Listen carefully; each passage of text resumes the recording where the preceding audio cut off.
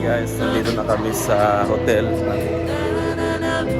Tapos na rin kami pumunta doon sa Grand Canyon.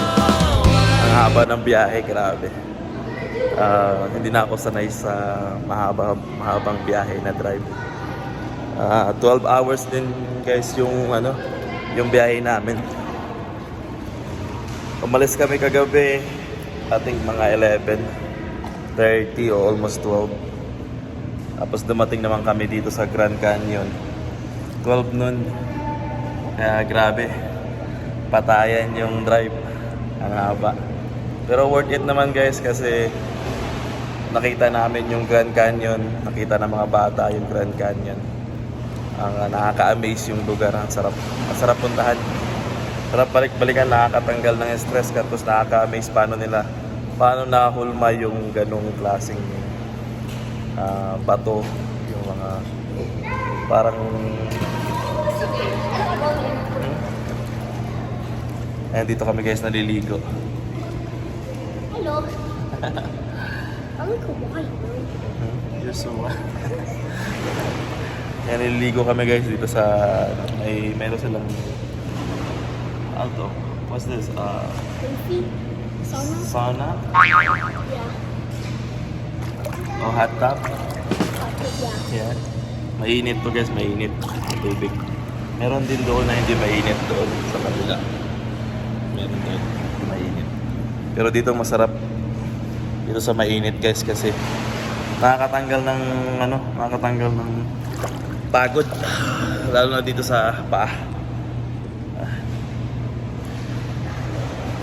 Yeah.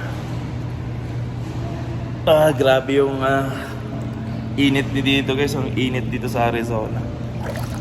Dito sa Grand Canyon. Iba yung init dito. Parang nangangagat. Pero solid naman. Kaya maganda dito guys pumunta dito ng maaga sa Grand Canyon. Kasi ang daming tao. It's a lot of people, ha? Yeah. Mas maaga, mas maganda, guys, kasi hindi crowded, tsaka napupuno yung lang guys, yung parking spot. Punuan talaga. Kailangan mo magantay ng parking kasi puno na, tapos aantayin mo lang yung mga iba na matapos aalis. Meron kaming binayaran na entrance fee. I think $35 yung entrance fee. Pero sabi 7 days na yun, pwede mong i-access.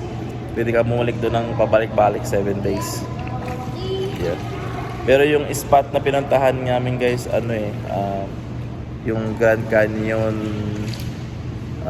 Tourist Center na area.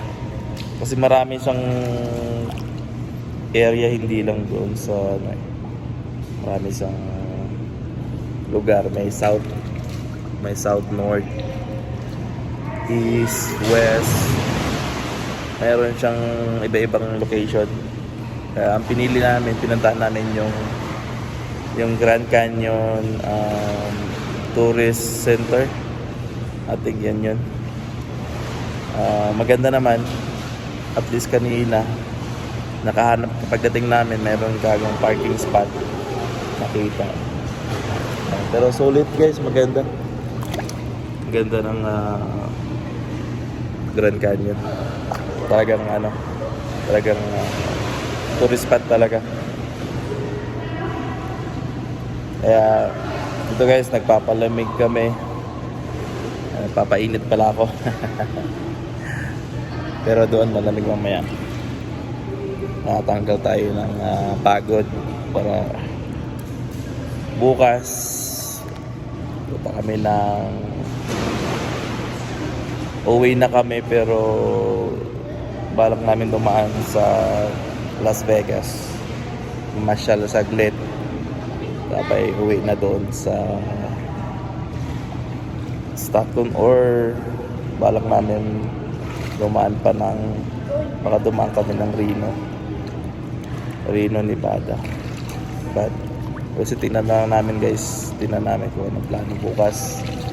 At, yeah guys, recommended talaga yung Grand Canyon guys. Maganda yung lugar na yan. Puntahan nyo, pasyalan nyo yung Grand Canyon. Hindi kayo magsisisi guys, ang ganda. Ang ganda, para ka nasa ibang planeta. Ganong klase yung na-feel ko kanina, yung nakita ko yung Grand Canyon. Parang kang nasa planet Mars. Yung mga nasa movie na nakaka-amaze. Sobrang lalim na parang may tubig dati. Ewan ko anong history niyan. Parang may tubig dati na na-dry.